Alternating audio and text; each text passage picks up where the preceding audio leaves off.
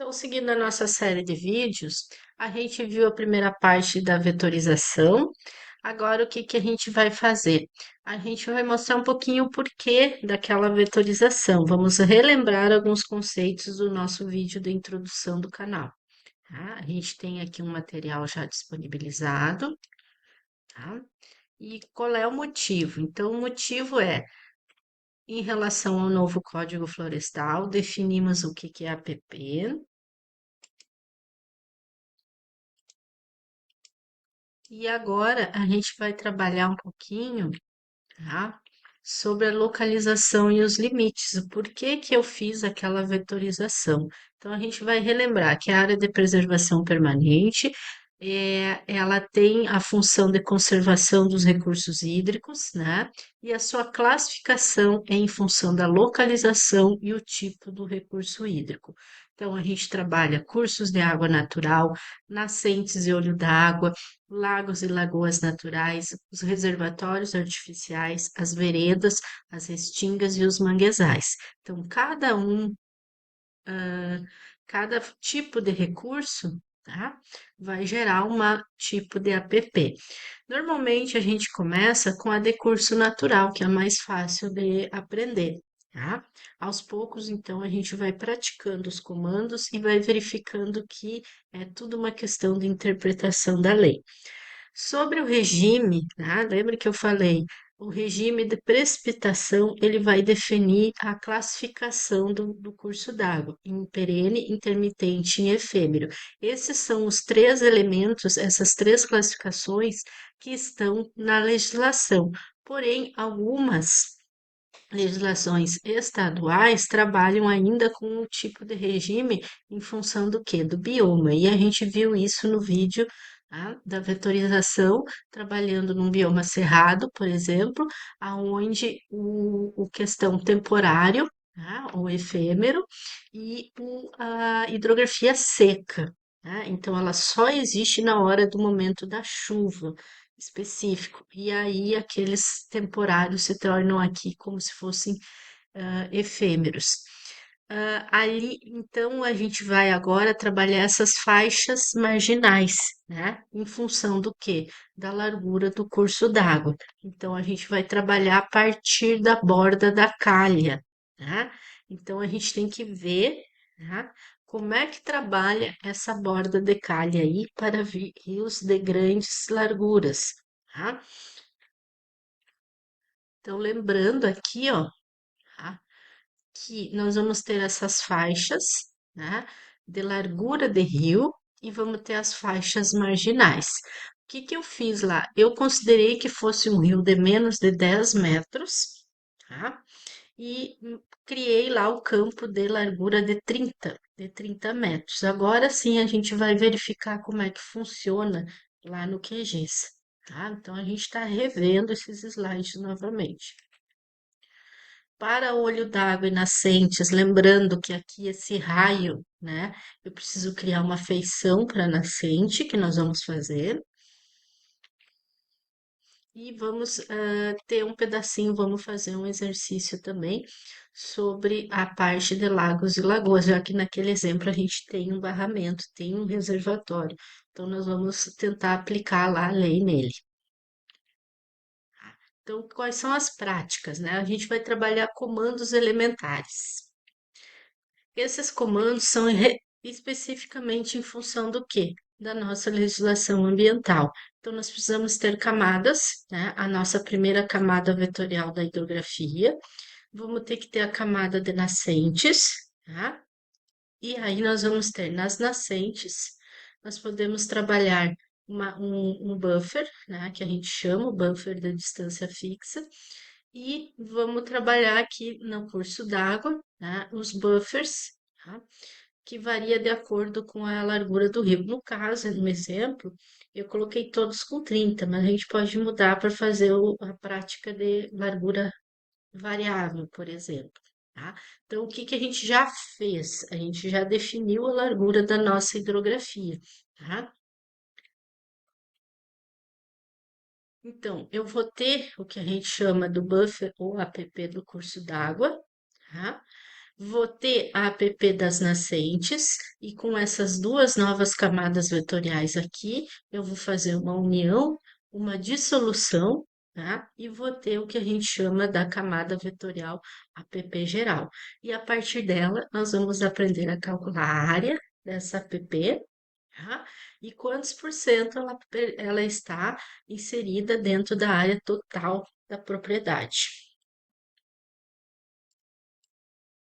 Então, aqui, ó, a gente fez uma vetorização da hidrografia.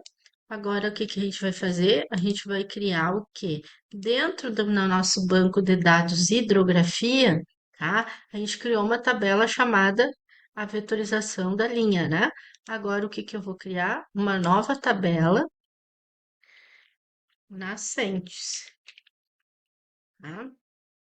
Vou adicionar um campo aqui, tá? Vou botar aqui ID, tá? Porque, na verdade, as nascentes a gente vai trabalhar o buffer de distância fixa. Qual vai ser o tipo de geometria? Vai ser a geometria ponto, tá? E, de novo, precisamos trabalhar com coordenadas planas. Ok. Vamos arrastar aqui a nossa tabela nova nascentes, tá? Pronto, vou deixar ela cor de rosinha por enquanto. O que que eu vou fazer? Ó?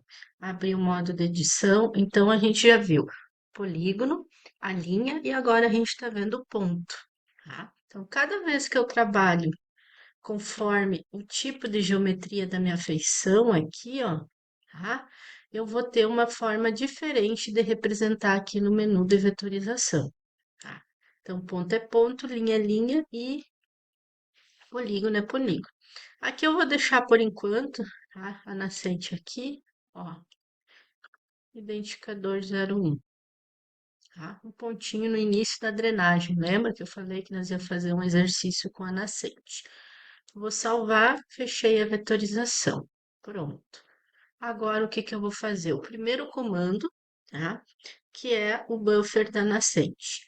Vamos lá no menu vetor, geoprocessamento.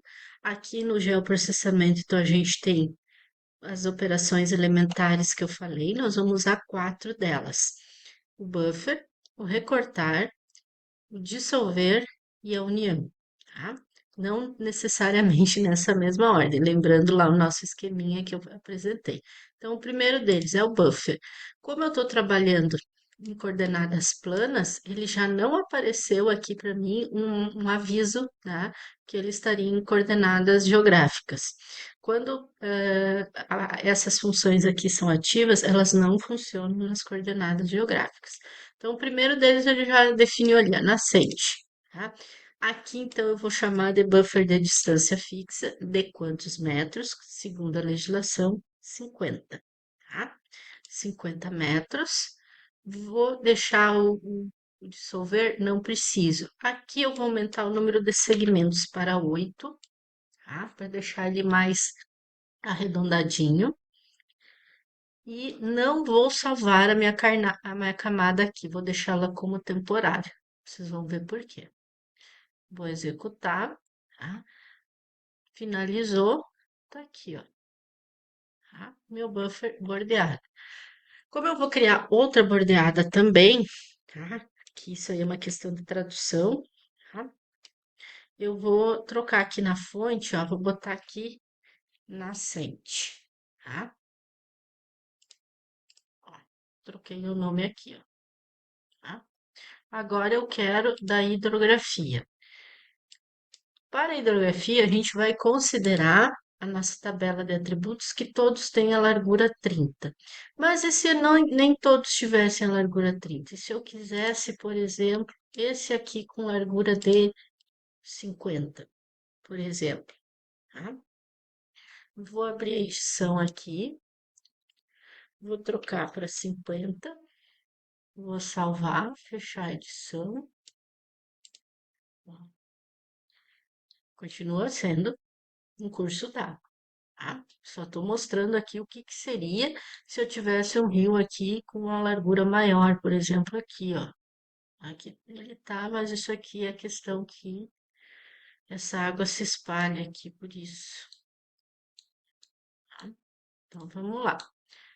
Vou lá em vetor, geoprocessamento, buffer, tá? Aqui, então, ó, vou escolher a camada hidrografia. E aqui, ó, lembra que eu falei que aqui é uma distância fixa, mas eu quero a distância que está lá na tabela de atributos. Como é que eu vou fazer? Eu vou vir aqui, ó, na lateral aqui da palavra metros, tá? E vou pedir para selecionar o tipo de campo aqui, ó. Qual é o campo que eu quero que ele utilize como distância? Então, eu estou definindo aqui um campo que contém o dado que me interessa. Vou botar aqui em largura. Ó, ele ficou em amarelinho aqui, ó. Esse símbolo aqui parece um armário de arquivos, tá? Segmentos 8. E sim, eu quero dissolver o resultado, tá? E vou executar novamente camada temporária. Ó. Então, se vocês perceberem, ó, lembra que quando eu troquei, tá? O que que houve? Quando eu troquei aqui, ó, nessa região aqui, tá? Foi a intersecção que eu mandei dissolver e agora o que que eu vou fazer, tá? Aqui eu tinha 30 metros e aqui eu tinha o quê? Tá? 30 metros e aqui 50. Então, vou fazer uma medida aqui para vocês verem, ó. Daqui até aqui deu 60, né? Eu não estou colocando o mouse direitinho em cima, mas ele deu 60 metros, né? 60, ou seja, 30 para um lado, 30 para o outro. Vou fechar aqui e agora aqui, ó. 100 metros, ou seja, 50 para um lado, 50 para o outro.